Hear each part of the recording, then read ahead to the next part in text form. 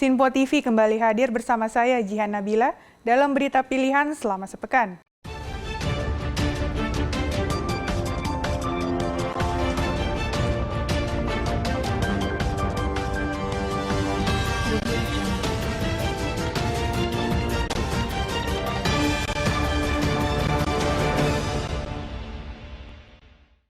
Presiden Joko Widodo menghadiri sidang tahunan MPR, sidang bersama DPR dan DPD pada 16 Agustus 2021. Presiden Joko Widodo melakukan pidato kenegaraan dalam rangka HUT kemerdekaan RI ke-76.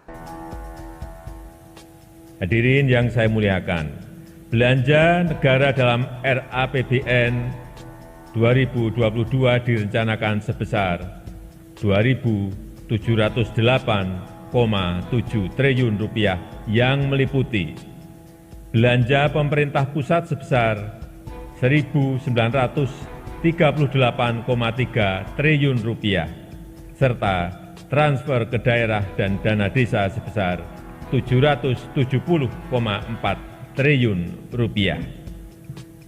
Anggaran kesehatan direncanakan sebesar 255,3 triliun rupiah atau 9,4% dari belanja negara. Anggaran tersebut akan diarahkan untuk melanjutkan penanganan pandemi, reformasi sistem kesehatan, dan percepatan penurunan stunting, serta kesinambungan program JKN. Ketua MPR RI Bambang Susatyo menuturkan bahwa pandemi COVID-19 sangat berdampak luas dalam kehidupan, serta melemahkan ketahanan ekonomi masyarakat. Dalam sidang MPR RI bersama DPR dan DPD RI pada Senin 16 Agustus 2021, Bamsud menuturkan pandemi COVID-19 mengajarkan masyarakat untuk beradaptasi dengan kebiasaan baru. Ketua MPR RI Bambang Susatyo mengatakan, pandemi COVID-19 sangat berdampak luas dalam kehidupan dan melemahnya ketahanan ekonomi masyarakat.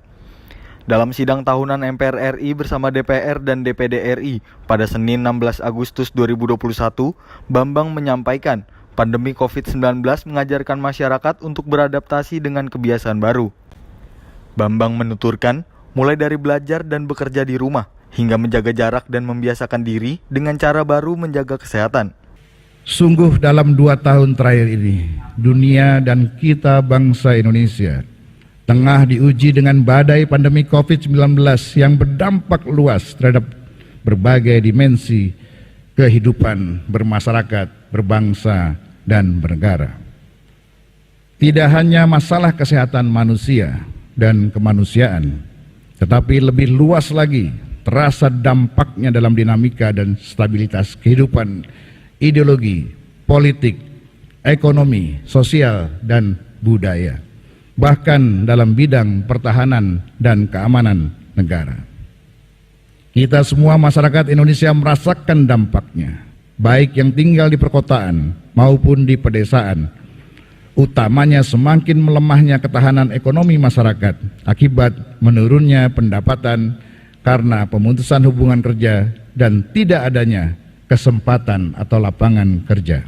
Ketua MPR RI Bambang Susatyo menambahkan, selain berdampak pada sektor ekonomi, pandemi COVID-19 ini sangat berdampak pada sektor pendidikan, yaitu peserta didik tidak dapat melakukan pembelajaran tatap muka. Meskipun berdampak positif terhadap kemampuan pemanfaatan teknologi, terdapat keterbatasan infrastruktur penunjang pendidikan, yakni pembentukan karakter peserta didik. Demikian pula di sektor pendidikan, anak didik tidak dapat lagi melakukan pembelajaran dengan tatap muka, tetapi dengan pembelajaran jarak jauh yang mempengaruhi efektivitas dan proses belajar mengajar. Meskipun pembelajaran jarak jauh secara online juga berdampak positif terhadap kemampuan beradaptasi dalam pemanfaatan teknologi dan informasi, namun keterbatasan infrastruktur penunjang pendidikan jarak jauh akan menurunkan capaian kualitas belajar dan kelulusan siswa yang tidak hanya mengukur tingkat kecerdasan, tetapi pembentukan karakter anak didik kita. Belum lagi apabila pembelajaran jarak jauh itu dihadapkan pada ketimpangan ketersediaan infrastruktur antar wilayah, juga mengakibatkan sistem pendidikan nasional yang ada belum mampu secara efektif menjadi sarana untuk mewujudkan proses pembelajaran. Ketua DPD RI Lanyala Mataliti mengapresiasi kinerja pemerintah dalam upaya penanganan pandemi COVID-19.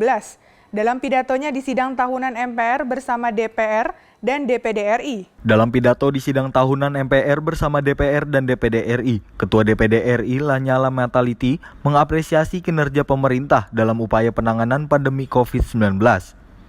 Menurutnya, menangani di sektor kesehatan dan menjaga keseimbangan di sektor ekonomi bukanlah hal yang mudah. Lanyala juga memberikan apresiasi atas kerja keras pemerintah pada pemulihan di sektor ekonomi nasional bahwa Indonesia mampu meningkatkan laju pertumbuhan ekonomi di tengah pandemi COVID-19.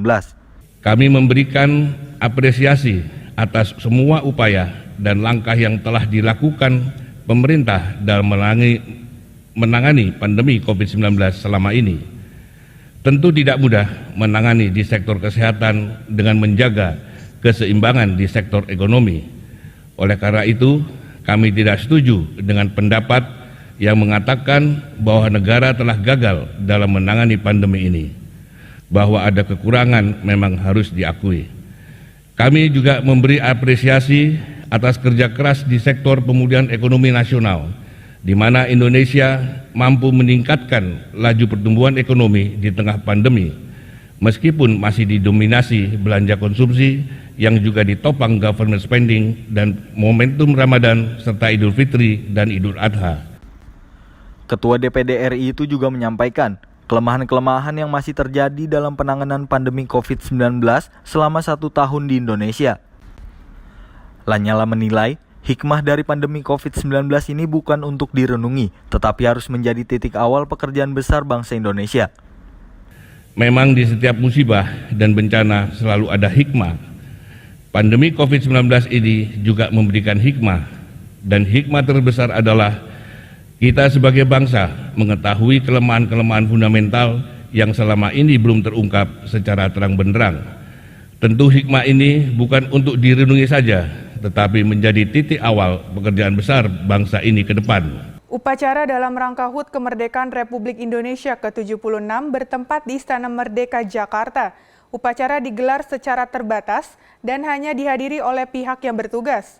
Upacara turut dihadiri Presiden Joko Widodo, didampingi Ibu Negara Iriana Joko Widodo, bersama Ma'ruf Amin beserta istrinya, Wuri Estuhandayani. Upacara dalam rangka HUT Kemerdekaan Republik Indonesia telah dilaksanakan sekitar pukul 10:17 waktu Indonesia Barat, bertempat di Istana Merdeka, Jakarta.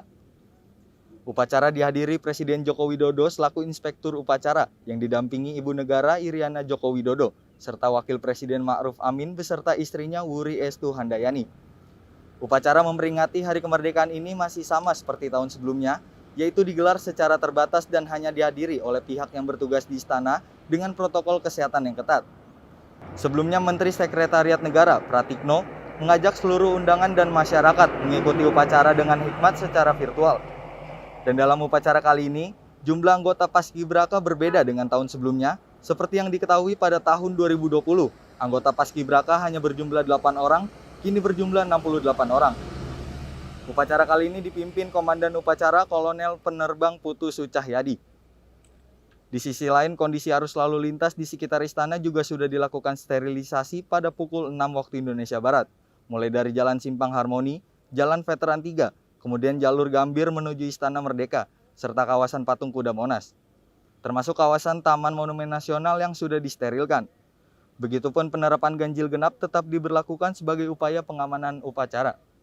Menteri Sekretaris Negara Republik Indonesia, Petahana Pratikno, meminta agar masyarakat mengikuti upacara secara virtual, serta menghentikan semua kegiatan sejenak, dan mengambil sikap sempurna selama 3 menit pada pukul 10.17 waktu Indonesia Barat untuk menghormati peringatan detik-detik proklamasi kemerdekaan Republik Indonesia. Hari ini 17 Agustus 2021 memperingati Hari Kemerdekaan Negara Republik Indonesia yang ke-76. Upacara dilaksanakan di tengah pandemi COVID-19 tidak bisa dihadiri secara langsung untuk umum. Sebelumnya, Menteri Sekretaris Negara Republik Indonesia, Pratikno, meminta agar masyarakat mengikuti upacara secara virtual dan menghentikan semua kegiatan sejenak serta mengambil sikap sempurna selama 3 menit pada pukul 10.17 waktu Indonesia Barat untuk menghormati peringatan detik-detik proklamasi kemerdekaan negara Republik Indonesia. Namun hal tersebut dimajukan jamnya pada pukul 10.08 waktu Indonesia Barat. Hal itu terlihat di sekitar lampu merah patung kuda.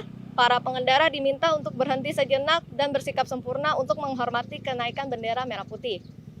Para pengendara yang berada di perempatan Simpang Grogol, Jakarta Barat, tepat pada pukul 10.17 waktu Indonesia Barat melakukan pengheningan cipta bersama Satpol PP yang meminta masyarakat untuk berhenti sejenak. Namun sayangnya beberapa pengendara yang rupanya tidak sabar ingin melintas justru membunyikan klaksonnya.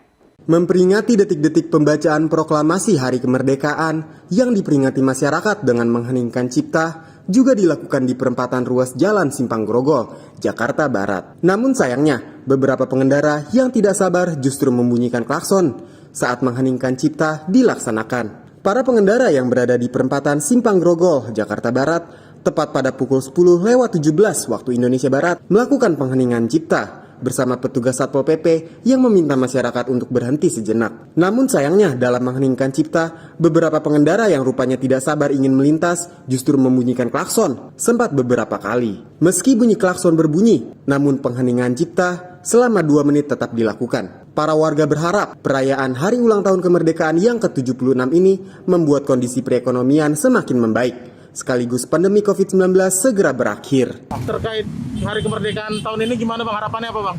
Wah, sulit, pusing. Terus? Pusing, pokoknya susah lah. Udah lampu hijau di Iqbal nih Bang. Wah, sulit aja, pusing, susah. Harapannya itu aja? Wah, harapannya mau normal kembali aja. Harapannya, nih, lebih enak kalau normal Pak. Saya masih tetap optimis. Pada hari kemerdekaan ini. Dari hari kemerdekaan ini kita berharap kita akan terbebas dari pandemi COVID. Oleh karenanya kita tetap terus beroptimis, berusaha mengenakan protokol kesehatan untuk melawan yang namanya pandemi COVID-19. Peringatan mengheningkan cipta ini memang dilakukan secara serentak oleh berbagai elemen masyarakat. Berdasarkan permintaan oleh pemerintah melalui Sekretariat Negara pada pukul 10.17 untuk mengenang jasa-jasa para pahlawan yang gugur dalam memperebutkan kemerdekaan. Dika Ambia Rahman, siswa SMUN 1 Cijeruk Bogor, terpilih menjadi sebagai salah satu anggota pasukan pengibar bendera pusaka atau Paskibraka HUT RI ke-76 di Istana Negara. Walau dia hanya anak seorang petani, namun impiannya untuk menjadi seorang paskibraka terwujud.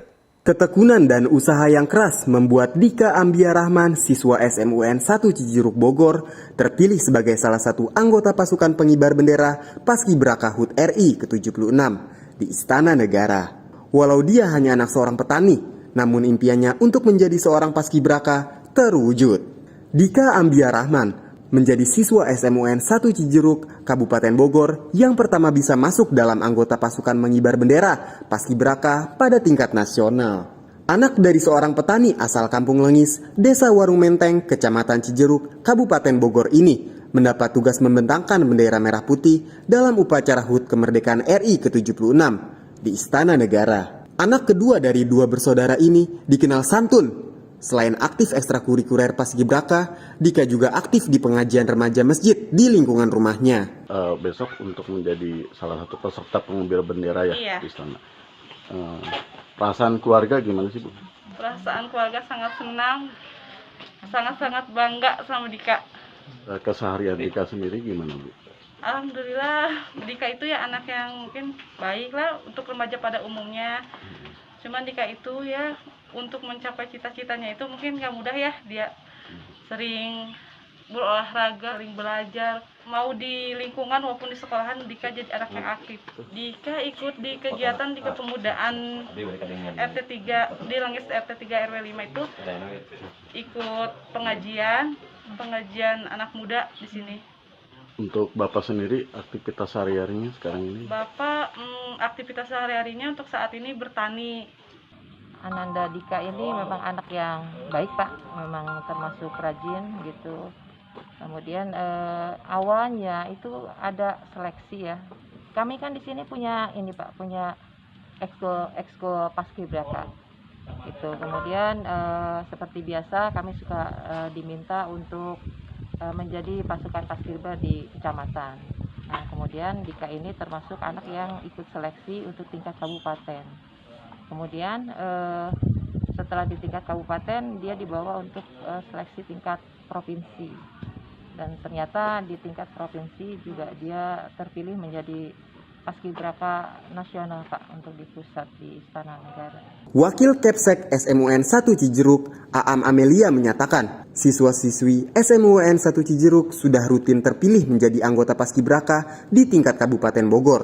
Namun untuk tingkat nasional baru kali ini. Pencapaian prestasi ini terbilang cukup luar biasa bagi guru-guru di sekolah ini. 68 siswa dan siswi dari 34 provinsi di Indonesia resmi menyandang Paskibraka Nasional 2021 setelah dikukuhkan Presiden Joko Widodo pada Kamis 12 Agustus lalu di halaman Istana Negara, Jakarta Pusat.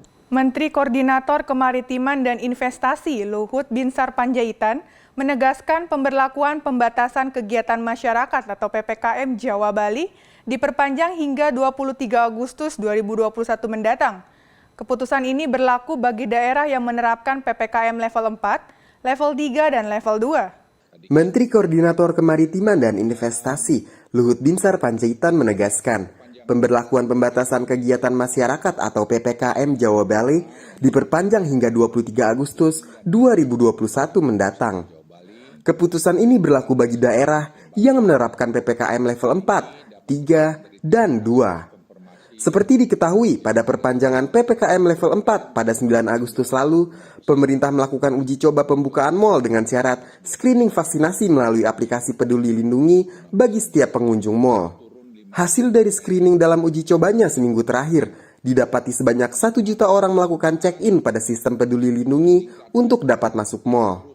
Sebanyak 619 orang ditolak oleh sistem, sehingga tidak diperkenankan untuk masuk mal.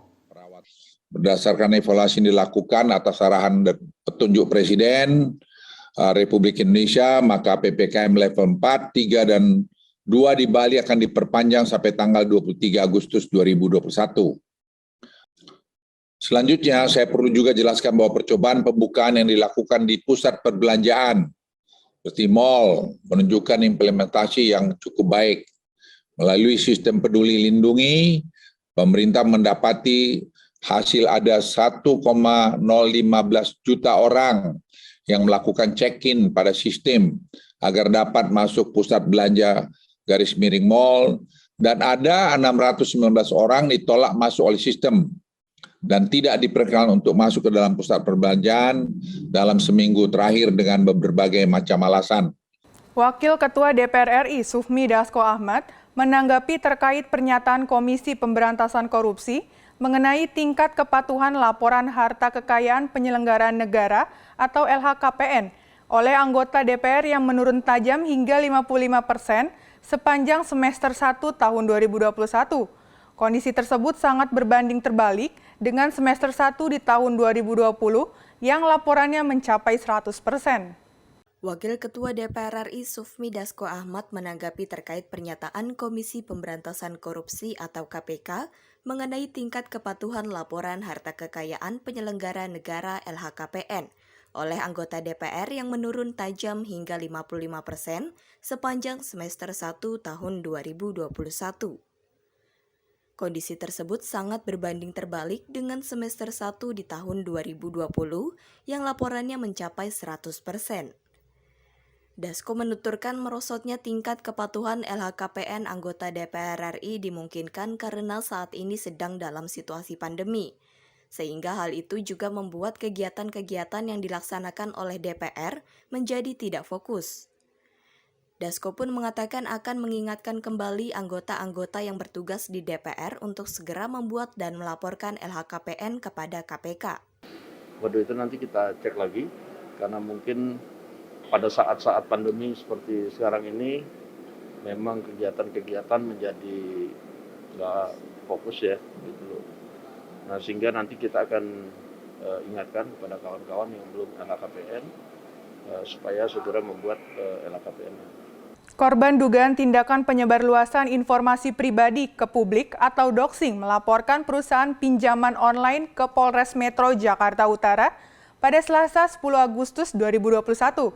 Korban berinisial PDY didampingi kuasa hukumnya Lutfi Rabudin dan Karol Seda mengatakan perusahaan pinjaman online tersebut menyebarkan pesan dengan narasi Open BO yang disertai alamat tinggal dan nomor kontak pribadi kepada sejumlah kenalan korban melalui aplikasi WhatsApp. Korban dugaan tindakan penyebarluasan informasi pribadi ke publik melaporkan perusahaan pemberi pinjaman daring ke Polres Metro Jakarta Utara pada Selasa 10 Agustus 2021. Korban berinisial PDY didampingi kuasa hukumnya Lutfi Rabudin dan Karol Seda mengatakan perusahaan pinjol tersebut menyebarkan pesan dengan narasi Open BO yang disertai alamat tinggal dan nomor kontak pribadi kepada sejumlah kenalan korban melalui aplikasi WhatsApp. Kuasa hukum korban Lutfi Rabudin mengatakan ia mendampingi korban untuk melapor ke Polres Jakarta Utara karena menurutnya kasus ini merupakan kasus pencemaran nama baik. Karol Seda yang juga merupakan kuasa hukum korban menyampaikan korban diteror melalui kontak handphone dan korban juga dianggap sebagai pencuri atau maling. Karolus menambahkan, pelaku belum diketahui karena hanya tercantum nomor yang mengirimkan pesan tersebut. Ia menuturkan korban juga diancam akan disebar fotonya oleh pihak perusahaan pinjol tersebut. Foto itu disandingkan dengan foto perempuan tanpa busana, seolah-olah perempuan yang ada di dalam foto itu adalah korban. Untuk melakukan pengaduan di Polres Jakarta Utara mengenai pencemaran nama baik. Ya mungkin nanti selanjutnya teman saya bisa jelasin bagaimana tadi prosesnya seperti apa. Pencemaran nama baiknya itu diteror melalui kontak handphone, baik kontak yang bersangkutan pelapor maupun kontak-kontak dari kerabat dan keluarganya.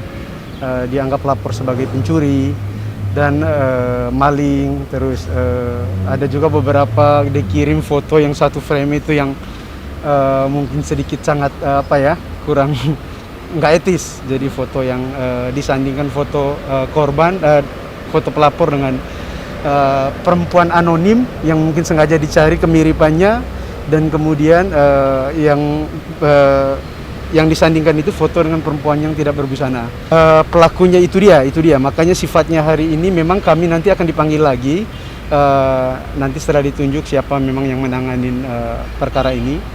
Jadi penyidiknya siapa, mungkin nanti kita akan dipanggil lagi. Tetapi tadi sifatnya karena memang ini lapornya kan dugaan tindak pidananya kan memang cybercrime kan. Jadi memang pelakunya juga kita belum tahu, hanya tertera nomor saja, nomor yang menghubungin atau mengirim pesan itu ke korban. Terus kami berharap ke pihak Polres Jakarta Utara untuk secara serius menangani ini. Korban dan kuasa hukumnya kemudian mengadukan tindakan doxing oleh perusahaan pinjaman online tersebut ke polisi, dan pengaduan korban sudah diterima oleh pihak Polres Metro Jakarta Utara pada Selasa 10 Agustus 2021. Demikian berita pilihan selama sepekan kali ini. Tetap saksikan berita terkini di Sinpo TV, Sinpo ID, dan media sosial Sinpo lainnya. Saya Jihan Nabila dan kru yang bertugas pamit undur diri. Selamat berakhir pekan dan sampai jumpa.